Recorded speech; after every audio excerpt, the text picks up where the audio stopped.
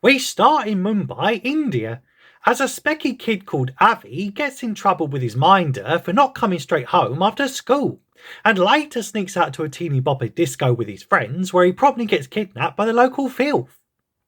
The next morning, the boy's gangster father, who's currently locked up in Mumbai Central Prison, just can't believe his son's been kidnapped outside a teeny bopper disco despite specifically telling his goons to watch his every move 24/7. And then tells that useless minder that if he don't get his specky boy back, then he's totally going to do his whole family in, even if he is behind bars. Naturally, Sarju's shitting himself, because he reckons he'd need an army to take on the rival drug lord who's stolen the boy, given he's the Asian version of Pablo Escobar and shit.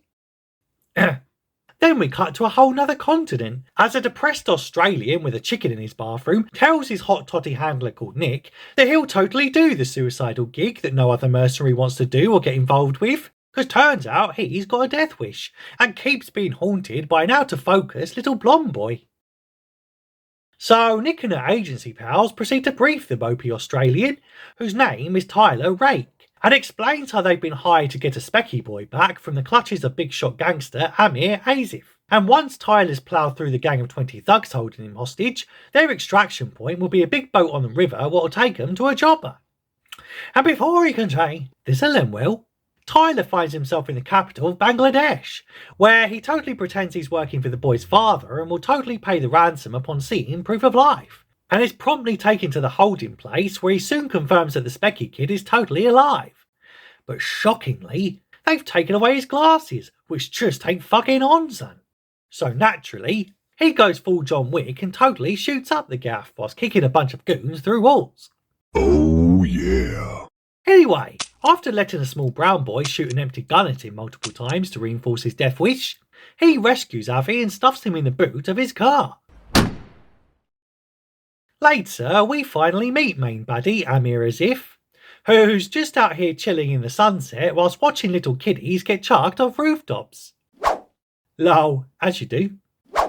But he's pretty impressed when one stands up to him, but then tries to make this fella called Farhad cut his fingers off for some sort of test.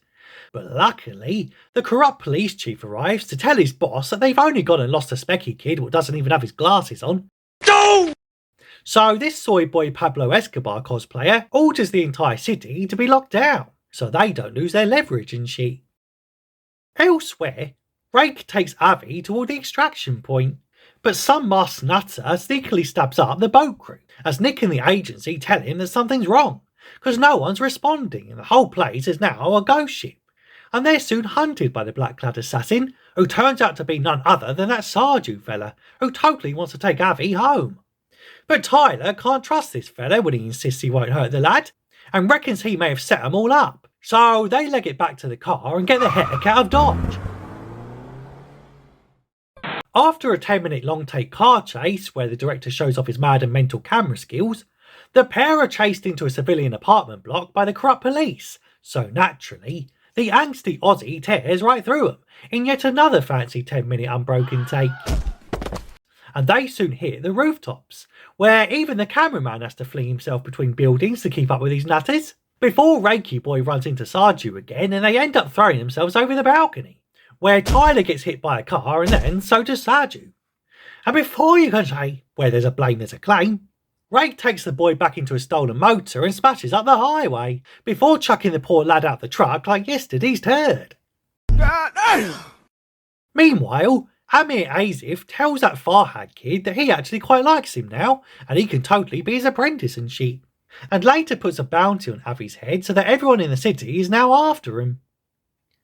Elsewhere, Nick confirms that they were indeed set up, as that Sarju fella totally hired the agency to steal the boy themselves, cause it's much easier for him to take the kid from one depressed Australian than the whole of Amir's army. And worse, this means they ain't even getting paid for their trouble. Anyway, Nick says that if he dumps the kid what everyone is searching for, then he can still make it to the chopper for extraction. But he's beginning to get emotionally compromised by this boy, what he's only known for a few hours, and tells that hot totty Nicky Bird that he ain't gonna just abandon the poor lad on the street in the middle of Bangladesh, so shut up about it already. After heading back out, they're soon ambushed by Farhad and his gang of street kids, so naturally, Tyler smacks up literal children and bitch slaps the wannabe boss into next Tuesday, before taking refuge in a rotten sewer. With 200 cops now overhead, he tells Nick to call up some fella called Gasper, because he owes him his life apparently, and they're in a pretty tight spot right now. And quite literally. So said Gasper fella saves them from the sewer and takes them back to his gaff, where the old friends catch up over a few drinks and laugh at how screwed they are. Meanwhile, Farhad visits his soy boy boss and gifts him one of his own severed fingers as penance, given he had that miserable Aussie in his grasp but then totally lost him after getting slapped up like a little bitch. And he totally wants to be the one to kill the Western mercenary for humiliating him so bad that he had to cut off one of his own digits because reasons. Meanwhile, back at Gasper's gaff, Tyler's chilling in the bedroom of a little brown boy and just watching him sleep. And then cries about how he's not really brave like Avi thinks he is because he once left his 6-year-old son who was dying of cancer to go volunteer for a third tour in Afghanistan. Oh shit, not good. Anyway, after he's done detailing his tragic backstory, Gasper reveals that he's totally dobbed the boy in to the feds, given he's now worth 10 mil. So Tyler gets into another round of fisticuffs before Avi shoots Gasper dead to save his new buddy, what loves sticking little boys in small spaces. Bruh. And he promptly dies in a small chair like a riot gag. The next day, Rake meets up with Sarju and agrees to a trucy team-up. Now he just wants to save the lad and doesn't care about there being no contract or money.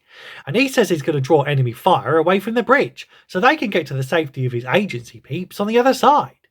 And before you can say, well, that totally doesn't just sound like another suicide mission, we cut to the city streets, where Sarju is now identifying as an old Asian woman to fool the filth, whilst Tyler indeed draws their fire by being shot at with a giant fuck-off rocket and shit. Unfortunately, the guards at the bridge are a little more switched on than the dopey street cops and totally see through Sarju's cunning disguise, and he's soon forced to take on the entire military troop at the blockade.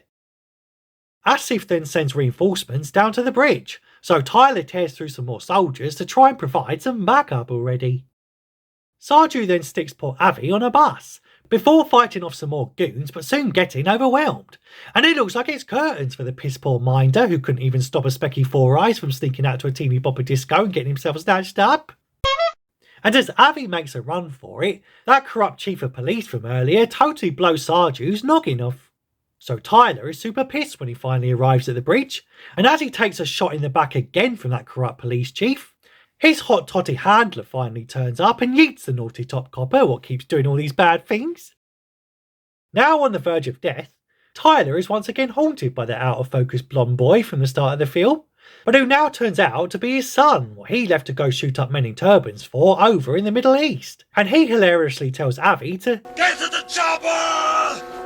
And once in the hands of Nick and the good guys, an injured Tyler lets his guard down and promptly gets shot in the neck by Farhad and his 9 fingers, as poor Agent Rake then does a backflip off the bridge and sinks down into the filthy waters, seemingly to his death.